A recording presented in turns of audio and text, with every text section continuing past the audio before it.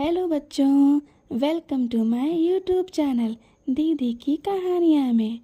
तो आज ये कौन सा टाइम है? ये टाइम है आपका बेड टाइम स्टोरीज़ का।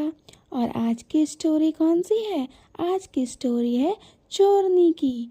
हाँ भाई, चोरनी की। तो चलो सब लोग अपने अपने बेड पे आ जाओ और आँख बंद करके इमेजिन करो और ये कहानी सुनो। ये बहुत पुरानी बात है। ये कहानी हमको हमारी दादी ने सुनाई थी और ये तब की बात है जब मेरे पापा मेरे जितने बड़े ही होंगे। ये मई जून का महीना होगा और उस दिन बहुत गर्मी हो रही थी। और जो ये कहानी है वो है पापा के पुराने वाले घर की कहानी, जो कि एक सरकारी क्वार्टर था। सरकारी क्वार्टर पता है तुम्हें क्या होता है? सरकारी घर जो छोटे छोटे कमरे होते हैं और आपस में लगे होते हैं। तो मेरे पापा का जो घर था वो एक गोदाम के बगल में था। गोदाम उस जगह को कहते हैं जहाँ पे सारा सामान ला करके इकट्ठा किया जाता है। उस गोदाम में रात में कोई भी नहीं आता जाता था। बस दिन में जब कोई काम होता था उसमें से सामान निकालने वाला, तभी कोई उधर आता जाता था। तो रात में जब सब सो रहे थे तो उस रात को मेरी दादी को एक आवाज़ सुनाई दी। अब तुम्हें घर का ज़रा नक्शा बता देते हैं। वो घर एक छोटा क्वार्टर है जिसमें आगे की तरफ बरामदा और अंदर आंगन, फिर दूसरा बरामदा और अंदर एक छोटा कमरा है। और आंगन में सीढ़ियाँ हैं, पर सीढ़ियों के ऊपर कोई गेट नहीं लगा हुआ है। और जो छत है वो छत उस गोदाम को छूती है, जो बंद रहता है रात में पर, और दिन में कभी कभी खुलता है, कभी कभी नहीं खुलता। अब होता क्या है कि हमारे यहाँ जब हमारी दादी, बाबा और मेरे पापा सब लोग सो रहे होते हैं और रात में दादी को एक आवाज़ सुनाई देती है। उन्हें लगता है कि जैसे कोई सीढ़ी से उतरा। जब वो आँख खोल के देखती हैं तो उनको कोई दिखाई नहीं देता।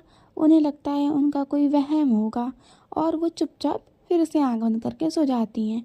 कुछ देर बाद उन्हें अंदर वाले कमरे से, जहाँ मेरे बाबा सो रहे थे, खड़बड़ खड़बड़ खड़बड़ खड़बड़ एक आवाज़ आती है।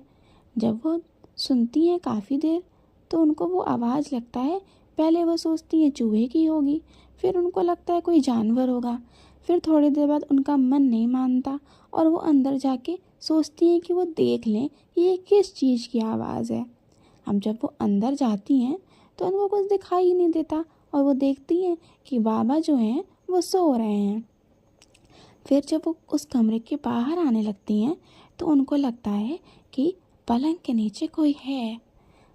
वो पलंग के नीचे झुकती हैं और देखती हैं एक छोटी सी लड़की उस पलंग के नीचे दुबक के बैठी हुई है और उसके बाल खुले और वो उसके बाल सारे उसके मुंह पे आ रहे हैं।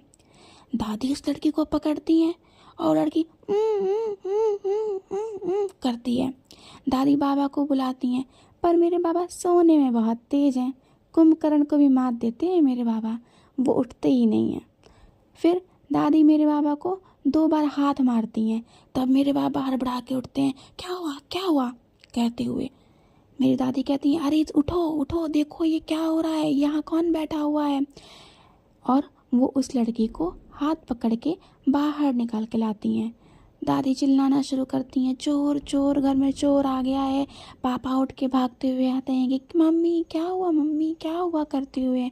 और बाकी सब लोग, आस पड़ोस के लोग भी शोर सुन के आ जाते हैं। दादी उस लड़की से पूछती हैं कि कौन हो तुम, यहाँ क्या कर रही हो, क्या करने आई थी।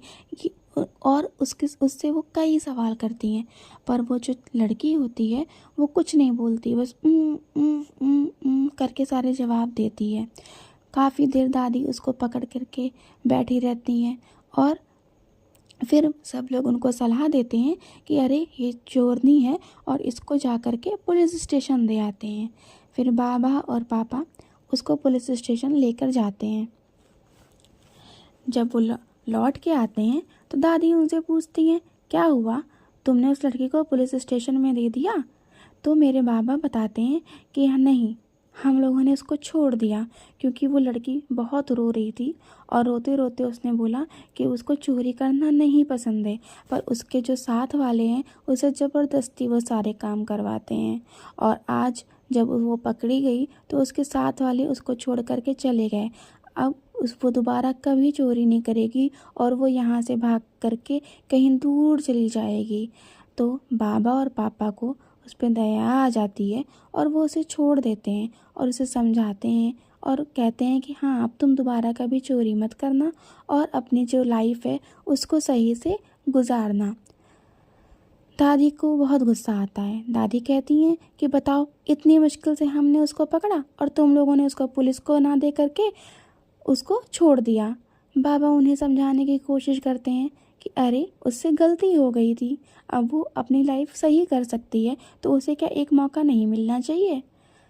अब तुम ही बताओ बच्चों, तुम्हें क्या लगता है, उस लड़की को जो चोरी करती थी उसे क्या एक मौका मिलना चाहिए या नहीं मिलना चाहिए। काम तो वो गलत करती थी, पर शायद उसकी भी कोई मजबूरी थी जिसकी वजह से उसको ये सारे काम करने पड़ रहे थे।